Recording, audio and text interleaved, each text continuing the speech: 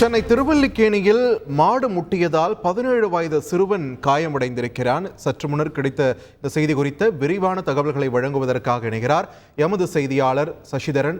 சசிதரன், வணக்கம். இதே திருவல்லிக்கேணியில் தான் சில மாதங்களுக்கு முன்னாடி மாடு முட்டல் சம்பவம் இன்னொன்றும் நடைபெற்றது. இப்போ மீண்டும் நடைபெற்றிருக்கிறது.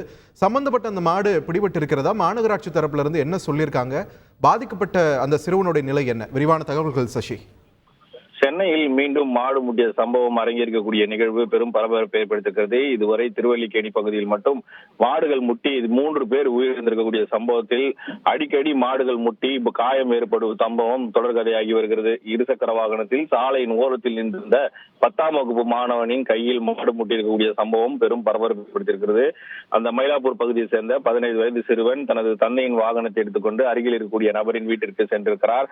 அப்போது செல்போன் ஒலிக்கவே அவர் சாலையின் ஓரத்தில் இருசக்கர வாகனத்தில் நின்றபடியே செல்போனில் பேசிக் கொண்டிருக்கிறார். அப்போது அந்த சாலை வழியாக வந்த மாடு ஒன்று சாலை ஓரத்தில் நின்றிருந்த சிறுவன் மீது குத்தி தூக்கியுள்ளது. ஒரு கையில் குத்தி இடது கையில் காயம் ஏற்பட்டு சிறுவன் கீழே விழுந்திருக்கிறார். உடனடியாக அவர் தந்தைக்கு தொடர்பு கொண்டு தந்தையை சம்பவ இடத்திற்கு வரவழைத்து மருத்துவமனைக்கு அழைத்து சென்று சிகிச்சை அளித்து தற்போது வீட்டில் இருக்கிறார். இந்நிலையில் இது குறித்து ஐசோஸ் காவல் நிலையத்தில் புகார் அளிக்கப்பட்டிருக்கிறது. மாட்டின் உரிமையாளர் யார் என்பது குறித்து தேடுதல் வேட்டையில் போலீசார் ஈடுபட்டு வருகிறார்கள்.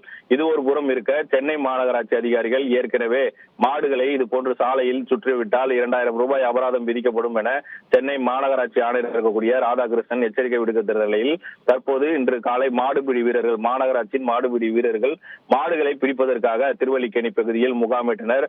அந்த மாடு முட்டிய சிங்காச்சியார் தெருவில் இருக்கக்கூடிய பகுதிகளில் மாடு பிடிப்ப வீரர்கள் ஈடுபட்ட போது மாடு கையில் சிக்காமல் சுற்றி வருவதும் பிடிப்பவர்களையே இடித்துக் கொண்டு செல்லும் அளவிற்கு காட்சிகள் வெளியாகி பெரும் பரபரப்பை ஏற்படுத்தியிருக்கிறது. அந்த சாலையின் முழுவதும் மாடுகள் நீண்டும் அளவில் கொம்புகளை வைத்துக் கொண்டு சாலையில் சுற்றுவதால் பொதுமக்கள் பெருமளவில் அச்சத்தில் ஆழ்ந்துள்ளனர். அந்த சாலையில் செல்வதற்கே அச்சமாக இருப்பதாகவும் சொல்கின்றனர்.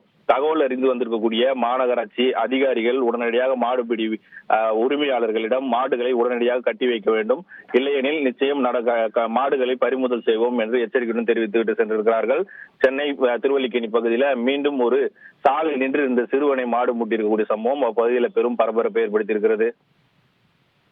நன்றி உங்கள் விரிவான தகவல்களுக்கு சசிதரன். செய்திகளை உடனுக்குடன் தெரிந்து கொள்ள உடனே சப்ஸ்கிரைப் பண்ணுங்க.